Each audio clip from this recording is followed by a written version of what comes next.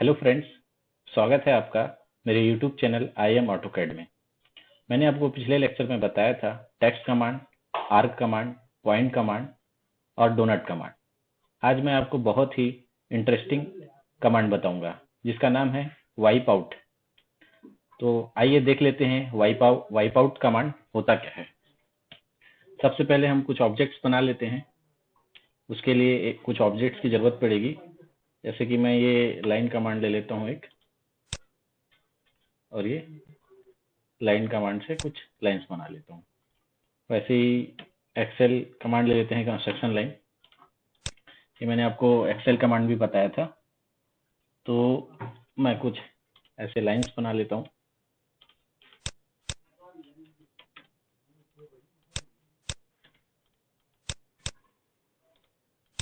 इसके ऊपर हम वाइप आउट कमांड का यूज करेंगे। ये मैं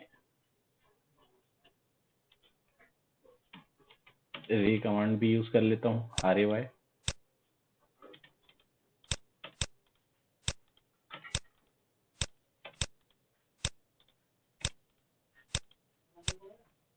और कुछ ऑब्जेक्ट्स बना लेते हैं। एक्सेल एंटर ए एंटर और कुछ एंगल भी बना लेते हैं।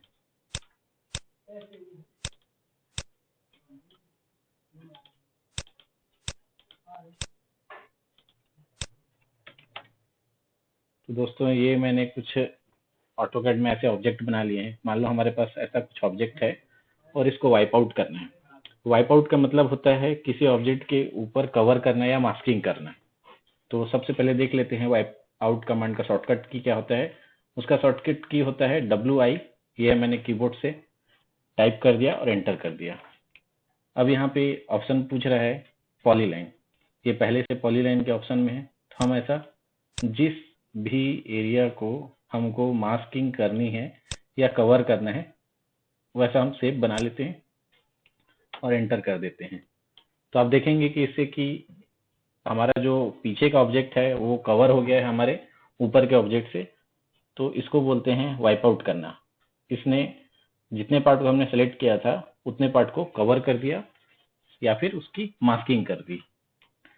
तो इसमें आप देखेंगे कि अभी हमारे ऑब्जेक्ट का फ्रेम दिख रहा है। ये फ्रेम हमने जो वाइप आउट किया उसका फ्रेम दिख रहा है। अगर आपको फ्रेम को ऑफ करना है तो उसके लिए ऑप्शन है टी फ्रेम्स। आप कीबोर्ड में लिख दीजिए टी फ्रेम्स, एंटर कर दीजिए। तो उससे क्या होगा कि उसका फ्रेम का जो लाइन है वो नहीं दिखेगा। तो दोस्तों, एक बार और बना के देखते हैं। तो वाइप आउट करते हैं। मान लो यहाँ पे मुझे करना है, कीबोर्ड से मैंने WI एंटर किया और मैंने कुछ ऐसा जिस एरिया को मेरे को वाइप आउट करना है उस पर ऐसे चला दिया कमांड को और एंटर कर दिया। तो ये फ्रेम लेस है अभी। ये फ्रेम क्योंकि हमने ऑफ कर दिया है, फ्रेम नहीं दिख रहा है। तो ये इसके ऊपर एक कवर चढ़ा दिया है। ये ऑब्जेक्ट डिलीट नहीं हुआ है पीछे का। ये देखिए, आप इसको सिलेक्ट करेंगे तो आपको ऑब्जेक्ट मिलेगा, डिलीट नहीं हुआ है। इसके ऊपर सिर्फ इसने क्या कर दिया है, कवर कर दिया, मास्किंग कर दिया है। और भी तरीके हैं वाइप आउट करने के। अगर आपके पास पहले से कोई पॉलीलाइन बना हुआ है तो उसको भी हम डायरेक्ट वाइप आउट कर सकते हैं। जैसे मैं PL एंटर करता हूँ, कुछ पॉलीलाइन यहाँ पे ले लेता हूँ। मान लो इस शेप का हमारे पास कोई पॉलीलाइन है और ये C एंटर क्लोज कर देता हूँ। अब इसको वाइप आउट करते हैं। तो सबसे पहले WI एंटर करेंगे, फिर P एंटर करना है आपको और ऑब्जेक्ट को सिलेक्ट करना है जो हमारा पॉलीलाइन है। और ये पूछ रहा है कि पॉलीलाइन को इरेज करना है या नहीं। तो मैं नो कर देता हूँ। तो आप देखेंगे कि ये पॉलीलाइन पीछे का है वो हमारा इरेज नहीं हुआ है। यहाँ से हम उसको इरेज भी कर सकते हैं। तो ये हमारा ऊपर का भी मास्किंग डिलीट हुआ है, पॉलीलाइन वैसा का वैसा है। तो वापस से हम वाइप आउट कमांड यूज करते हैं, फिर P एंटर करते हैं, ये सेलेक्ट करते हैं और इसको इरेज कर देते हैं। यस, कर दिया। तो ये क्या हुआ कि पीछे का पॉलीलाइन को डिलीट कर दिया और हमारा ये फ्रेम लेस है तो ये इस शेप में उसको वाइप आउट कर दिया। अगर फ्रेम को ऑन करना है आपको तो आप टी फ्रेम्स लिखेंगे, एंटर करेंगे, तो इससे आपको ये फ्रेम वापस ऑन हो गया है। ऐसे दोस्तों आप देख सकते हैं कि वाइप आउट कमांड कौन कौन सा ऑब्जेक्ट में काम करता है। एक तो मैंने पॉलीलाइन आपको बताया, वैसे हम रेक्टेंगल में देख लेते हैं REC, ये भी एक टाइप का क्योंकि हमारा पॉलीलाइन ऑब्जेक्ट होता है। ये मैंने रेक्टेंगल बना लिया। अब इस पे मैं वाइप आउट करता हूँ, WI एंटर किया, फिर मैं P एंटर करता हूँ, फिर ऑब्जेक्ट सिलेक्ट करता हूँ। अब ये पूछ रहा है कि इरेज करना है या नहीं करना है हमारे रेक्टेंगल को, तो मैं कर देता हूँ यस। तो ये हमारा वाइप आउट कर दिया और रेक्टेंगल जो बनाया था हमने वो डिलीट कर दिया। ये सिर्फ उसका फ्रेम दिख रहा है, ये हमारा रेक्टेंगल नहीं है। इसके लिए मैं फ्रेम को ऑफ कर देता हूँ, तो आप देखेंगे कि यहाँ पे जो रेक्टेंगल है वो डिलीट हो गया है, उसके ऊपर वो वाइप आउट कमांड चल गया है। अब देखते हैं दोस्तों कि सर्कल कमांड में वाइप आउट यूज होता है या नहीं। तो सबसे पहले एक सर्कल बना लेते हैं, और ये ऐसा मैंने एक सर्कल बना लिया। अब इसके ऊपर मैं वाइप आउट चलाता हूँ, WI एंटर, P एंटर किया और सेलेक्ट किया सर्कल को। देखो सिलेक्ट करने के बाद ये वाइप आउट नहीं कर रहा है सर्कल को, यहाँ पे बोल रहा है कि सिलेक्ट अ क्लोज्ड पॉलीलाइन। तो सर्कल एक पॉलीलाइन में नहीं आता है। सर्कल अगर हमारे पास बना हुआ है तो वो वाइप आउट नहीं होता है। तो ध्यान रखिएगा दोस्तों, ये काफी इंपॉर्टेंट बात है। अगर आपको कोई सर्कल को, अगर सर्कल टाइप का शेप अगर ले सकें तो हम उसके लिए पॉलीगन बना सकते हैं। तो मान लो एक पॉलीगन बनाया हमने, मान लो ये मैंने 10 साइड का एक पॉलीगन बनाया, यहाँ पे ले लेता हूँ इनस्क्राइब्ड में। अभी भी ये इसके शेप्स दिख रहे हैं साइड्स के, ये सर्कल जैसा तो दिख रहा है बट ये सर्कल नहीं है। अभी ये वाइप आउट होता है कि नहीं ये चेक कर लेते हैं। WI एंटर किए, P एंटर किया, ऑब्जेक्ट सिलेक्ट किया और यस कर दिया।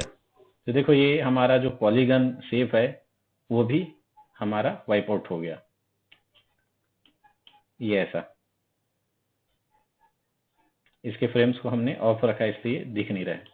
तो दोस्तों अगर चाहते हैं कि सर्कल टाइप का शेप हो तो आप पॉलीगन के साइड्स बढ़ा दीजिए, तो उससे आपको एक सर्कल का ज़्यादा शेप दिखेगा, लेकिन सर्कल तो नहीं रहेगा वो। POL एंटर किया, आप पॉलीगन में 1024 मैक्सिमम साइड्स के नंबर ले सकते हैं, 1024 तक। तो मैं 1024 में ले लेता हूँ, यहाँ पे बनाता हूँ मैं इनस्क्राइब्ड में, ये मैं और बढ़ाता हूँ, ये मैंने बना दिया। तो 104 साइड जो है काफ़ी बड़ा है, तो उसके डेंस होने के कारण यहाँ पे आपको वो साइड्स नहीं दिखेंगे और ये दिखेगा एक सर्कल के जैसा। ये देख लीजिए, जबकि हमने 10 साइड लिया था तो ये आपको ऐसा एजेस दिखने लगा था, लेकिन 1024 जो मैक्सिमम साइड है पॉलीगन का वो बना के हम उसको वाइप आउट करेंगे उसके लिए ऑब्जेक्ट को, तो ये हमको ऑलमोस्ट सर्कल ही दिखेगा। इसको हम वाइप आउट करते हैं, WI किया एंटर, P एंटर, ऑब्जेक्ट को सिलेक्ट किए और पीछे हम उस ऑब्जेक्ट को डिलीट कर देते हैं। ये देखिए दोस्तों, ये ऐसा सर्कल में ही एक वाइप आउट जैसा ऑप्शन बन गया है, एक ऑब्जेक्ट बन गया है। तो ऐसा आप कर सकते हैं वाइप आउट के लिए। पॉलीगन बना लीजिए 1024 साइड्स का हो जाएगा, क्योंकि सर्कल होता नहीं है। सर्कल जो है वो क्लोज्ड पॉलीलाइन नहीं बता रहा है, ऑटोकैड उसको वाइप आउट नहीं कर पा रहा है।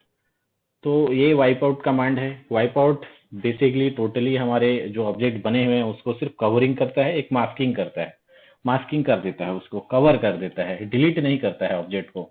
अगर हम देखेंगे कि ये ऑब्जेक्ट जो इधर इस पे गया है ये दिख नहीं रहा है, इसके नीचे आ गया है, इसको सिलेक्ट करेंगे तो दिखेगा कि ऑब्जेक्ट इसके पास से गया है, इसके बीचों बीच गया है, लेकिन ये डिलीट नहीं हुआ है।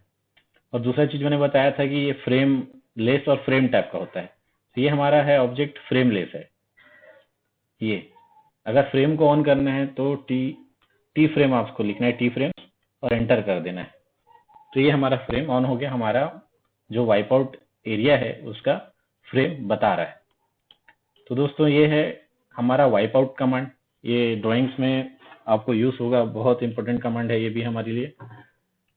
अगर आपको वाइप आउट करना है तो मैंने बताया था कि PL कमांड से बनेगा, लाइन कमांड से नहीं बनेगा, ध्यान रखिएगा।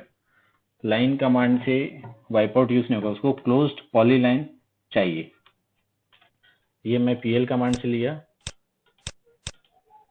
और इसको मैं क्लोज कर दिया। अब इसको मैं वाइप आउट करता हूँ, P एंटर, ऑब्जेक्ट सेलेक्ट किया और पीछे इरेज कर दिया, वाइप आउट हो गया। और दोस्तों एक चीज और ध्यान रखना है आपको कि वाइप आउट कमांड के लिए अगर हम पॉलीलाइन बनाते हैं तो उसका विड्थ 0 होना चाहिए।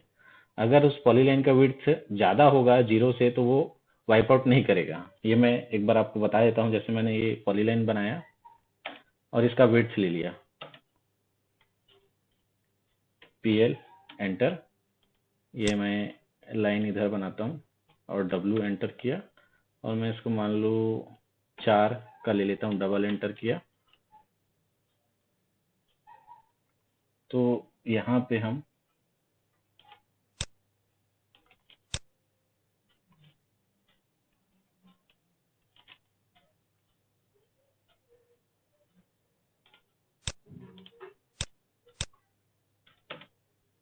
ये मैंने क्लोज कर दिया।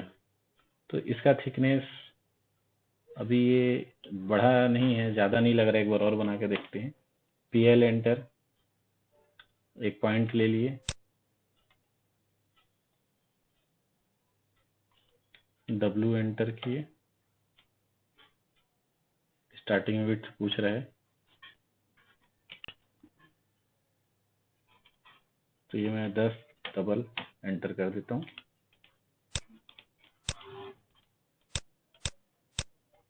तो ये स्केल के कारण इसका विड्थ नहीं दिख रहा है अभी, तो हम इसको क्लोज कर देते हैं पहले। तो ये मैं यहाँ से इसको यहाँ पे ऐसे क्लोज कर देता हूँ। तो ये हमारा एक पॉलीलाइन है, इसको मैं करता हूँ wipe out, WI enter, P enter, और इस ऑब्जेक्ट को मैंने सिलेक्ट किया। तो यहाँ पे पूछ रहा है, देखो यहाँ पे यहाँ पे बता रहे हैं, देखो the polyline must be closed end made up of only one line segment. तो एक लाइन सेगमेंट में होना चाहिए और विड्थ भी 0 होना चाहिए। ये मैंने PL एंटर किया, ऑब्जेक्ट बनाना है अपनों को पॉलीलाइन, ये सेलेक्ट किया और W एंटर, ये हमारा 10 इंचेस को 0, डबल एंटर। तो ये हमारा एक पॉलीलाइन 0 बिट्स का बन गया है। अगर इस पे हम वाइप आउट करते हैं तो कैसा होता है देखते हैं। WI enter, P enter, object select किए। तो अभी भी बता रहा है the polyline must be closed end made up of only line segment. तो ये ले नहीं रहा है। PL enter,